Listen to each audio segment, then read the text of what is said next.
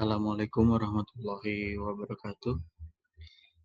Pada minggu ini kita akan masuk pada topik pengelolaan penyakit yang disebabkan oleh virus. Ada dua kasus yang akan saya angkat. Di video pertama ini kita masuk dalam kasus yang pertama.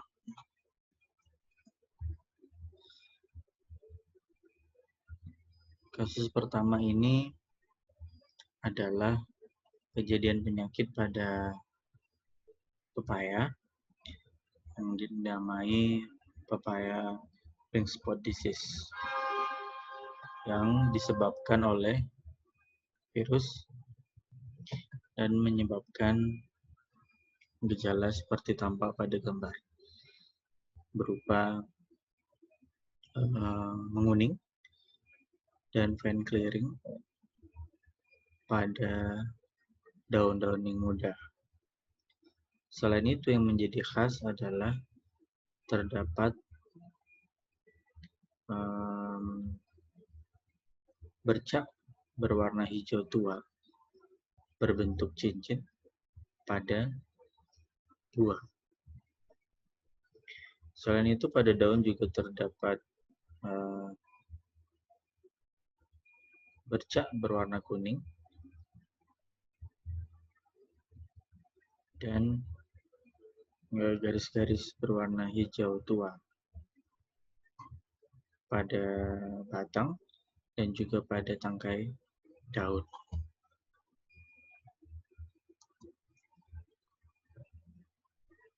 Yang tadi saya sampaikan, terdapat bercak berbentuk seperti cincin berwarna hijau tua di buah yang kemudian menjadi khas dari gejala papaya ring spot disease. Penyakit ini menyebabkan kerugian yang besar, ya, dan tentu penurunan kualitas pada buah pepaya itu sendiri. Seperti teman-teman lihat pada gambar, itu adalah tanaman pepaya yang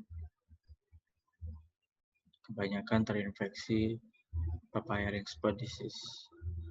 Jadi penyakit ini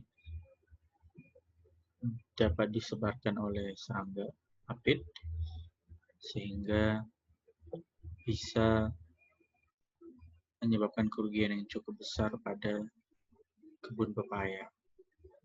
Nah, tindakan apa yang diambil untuk mengendalikan penyakit ini? Yang pertama adalah quarantine monitoring, yang artinya atau tujuannya adalah mencegah masuk dan menyebarnya patogen ini ke suatu wilayah. Yang kedua adalah membatasi distribusi. Jadi agar patogen yang ada di satu wilayah tidak menyebar ke wilayah lain atau menyebabkan kerugian yang semakin besar. Yang tiga, menghilangkan, membuang, mengeradikasi tanaman-tanaman yang terinfeksi. Di Taiwan, di sana dicoba untuk menggunakan jaring, ya. Jadi kebunnya diberi pembatas berupa jaring dengan maksud untuk mencegah serangga vektor, yaitu apit, untuk masuk ke wilayah tersebut. Di sana bisa karena kebun pepayanya ditanam di area yang cukup kecil di sebuah pulau yang kecil, gitu ya. Dan juga berusaha untuk menemukan atau menggunakan tanaman yang tahan terhadap penyakit ini. Dari ini semua teman-teman melihat bahwa pilihan pengendaliannya tidak melulu selalu bioteknologi. Apa yang kita biasa pelajari di teknologi pengelolaan penyakit di DPT dan PHT dan kuliah-kuliah lainnya, itu adalah bagian dari pengendalian ya, yang juga baik untuk digunakan, termasuk teknik budidaya dan sebagainya. Jika kemudian memang dibutuhkan, jika kemudian memang dirasa dapat meningkatkan efektivitas dalam pengendalian, barulah biotek itu digunakan. Jadi tidak lantas segala sesuatu harus biotek agar tercermin bahwa kita tidak ketinggalan zaman gitu ya. Itu satu pemikiran yang keliru ya. Suatu teknologi digunakan karena memang teknologi tersebut dibutuhkan meningkatkan efisiensi dan dapat memecahkan masalah. Nah, saya lanjutkan cerita tentang papayarin spot virus ini. Menjadi satu teknologi pengelolaan yang sangat efektif jika kita bisa menanam tanaman yang tahan, ya, menanam tanaman yang tahan. Tapi satu buah penelitian menyebutkan bahwa gen ketahanan terhadap papayarin spot virus ini tidak bisa ditemukan dalam papaya. Ya. Jadi sulit untuk menemukan sifat ketahanan itu dari papaya yang ada selama ini. Maka kita perlu mencari alternatif atau jalan keluar. Nah, ini ada sebuah masalah ya. Inilah sebuah masalah yang bioteknologi akan mencoba hadir untuk memecahkan masalah ini.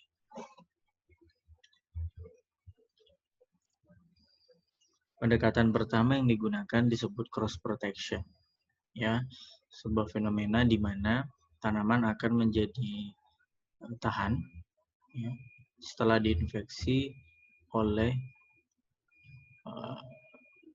virus lemah gitu ya. Tanaman ini akan menjadi tahan terhadap infeksi virus lain yang sejenis. Jadi jika kita bisa menemukan satu virus yang lemah, kita inokulasi ke tanaman, maka tanaman itu akan menjadi tahan terhadap virus yang sama, yang lebih virulen. Hal ini sudah pernah dicoba di beberapa virus seperti citrus tristeza virus, tobacco mosaic virus, dan Succinic yellow mosaic virus. Sudah dicoba. Kita akan coba untuk mencari strain virus lemah dari PRSV ini, papayarin spot virus. Untuk kita akan coba inokulasi ke papaya. Harapannya ketika di alam nanti ada papayarin spot virus yang virulen, yang ganas, papaya kita akan lebih tahan sebab sudah diinfeksi oleh virus sama yang lemah. Akan tetapi ternyata percobaan pertama ini gagal. Ya. Percobaan pertama gagal, tapi setidaknya sudah ditemukan dua strain virus PRSV yang lemah ceritanya. Tetapi lemahnya itu sebab virus ini setelah diisolasi kemudian ditreatment dengan menggunakan asam nitrat. Kemudian virusnya menjadi lemah. Lemah itu artinya atau tahunya dari mana? Nanti ketika kita inokulasi ke tanaman, virusnya bisa memperbanyak diri di sana, tapi tanamannya tidak menunjukkan gejala yang berat. Gitu. Nah, sehingga diperoleh ada PRSV HA51 dan 61.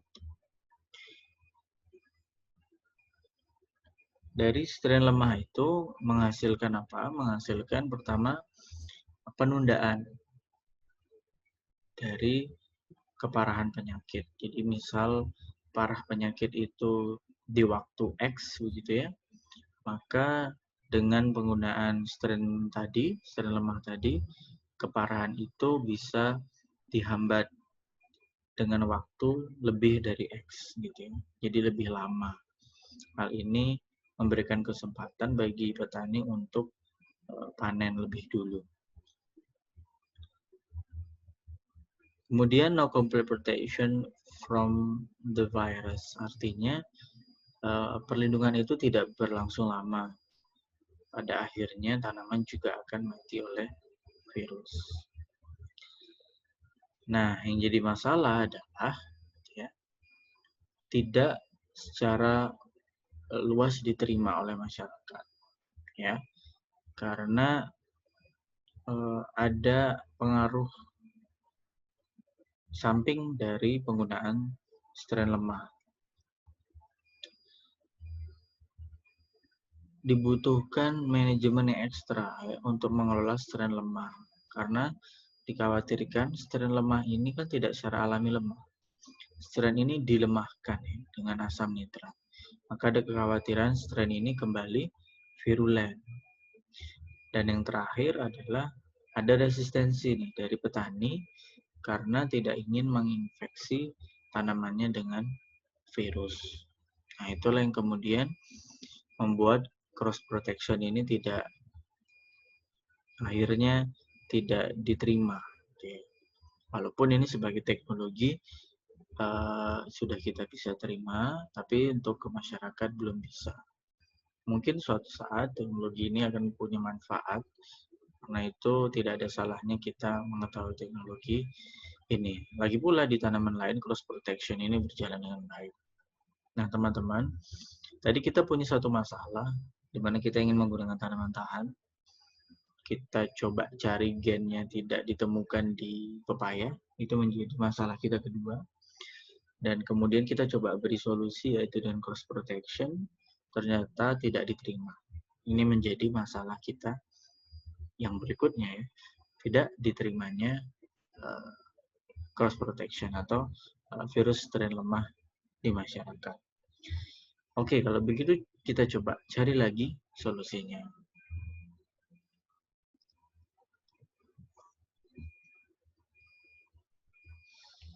Solusi berikutnya disebut parasit derived resistance. Jadi, jika tadi masyarakat khawatir sebab menginokulasi partikel virusnya, maka di sini kita punya ide untuk tanaman kita buat agar mengekspresikan material genetik milik patogen. Ya, jadi kita buat tanaman tahan dengan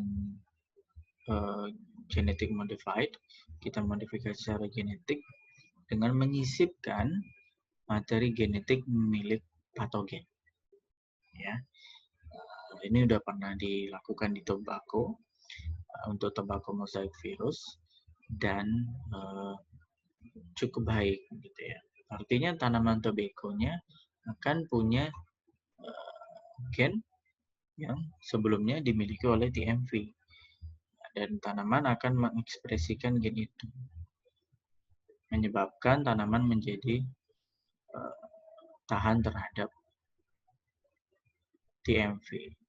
Nah, tentu tidak semua materi genetik milik virus yang disisipkan kepada tanaman untuk diekspresikan oleh tanaman ya. Salah satu yang bisa kita pakai adalah code protein. Nah, itu bagian dari yang tadi. Yang ini kemudian kita namai code protein mediated protection. Gitu ya. Teman-teman ingat bahwa virus itu secara sederhana terdiri atas genom atau materi genetik. Ini yang kita lihat warna hijau ini. Kemudian diselimuti oleh kapsid atau mantel protein. Walaupun di beberapa virus kemudian diselubungi lagi oleh envelope. Nah, nanti ketika virus menginfeksi tanaman, virus akan melepas materi genetik ya di sini ya. Lihat, virus melepas materi genetik dari proteinnya. Nah, materi genetik inilah yang punya sifat virulen terhadap tanaman atau punya sifat infeksius terhadap tanaman. Bukan mantel proteinnya. Mantel proteinnya hanya bersifat pelindung saja. Mantel protein atau kapsid ini tidak punya sifat infeksius terhadap tanaman atau terhadap sel inang. Nah, karena tidak bersifat infeksius, kemudian kita akan menyisipkan materi genetik yang mengkode ekspresi kapsid virus ke dalam tanaman. Jadi, sekali lagi ya, yang kuning ini adalah kapsid. Kapsid ini nanti dilepas, kemudian di dalam tanaman yang kemudian infeksius adalah materi genetik. Dari materi genetik ini kan terdiri dari banyak gen. Ada gen yang kemudian akan mengekspresikan materi genetik yang baru. Yang ini ya. Ada yang kemudian mengekspresikan envelope, ada yang mengekspresikan kode protein. Nah, gen yang mengekspresikan kode protein itu yang kemudian kita ambil dan kita sisipkan ke dalam gen milik tanaman. Maka tanaman akan memproduksi kode protein ini dalam jumlah besar. Nah, jadi idenya seperti itu. Apa akibatnya terhadap proses infeksi oleh virus? Nah, yang pertama akan terjadi proses penghambatan dari inisial infeksi awal. Jadi akan terjadi yang namanya re-encapsid. Jadi ketika protein itu merilis materi genetik di sini harusnya materi genetiknya menjadi bebas gitu ya. Karena di dalam sel tanaman itu terdapat mantel protein, maka dengan segera mantel protein itu akan kembali menyelubungi materi genetik ini, sehingga nggak akan bisa melakukan apapun. Gitu ya. Yang kedua adalah memblokade pergerakannya di antara jaringan tanaman, dan sampelnya ada di TMV pada tanaman alfalfa. Pada TMV dan pada tanaman alfalfa mosaic virus. Pada virus alfalfa mosaic virus.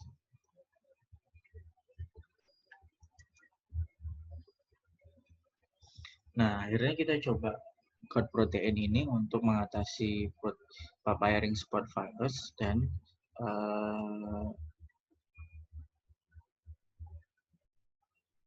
hasilnya setelah ditransfer ke pepaya,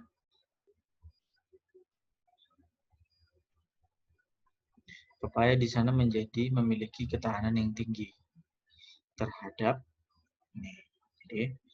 jadi tanaman di sana memiliki ketahanan yang tinggi, tapi terhadap HW strain. Jadi ini kita uji di Hawaii ya. Diuji di Hawaii, hasilnya tanaman pepaya di sana menjadi tahan terhadap virus PRSV yang dari Hawaii gitu ya. Tapi ternyata rentan terhadap PRSV dari luar Hawaii. Jadi artinya kode protein ini spesifik ternyata ya. Karena kode proteinnya diambil dari strain Hawaii, maka tanamannya akan tahan terhadap virus strain Hawaii saja. Terhadap PRSV dari luar Hawaii ternyata masih rentan. Jadi kita menemukan banyak masalah, kita coba untuk pecahkan dengan bioteknologi, menemukan kesulitan lagi, kita pecahkan lagi, punya masalah lagi, pecahkan lagi.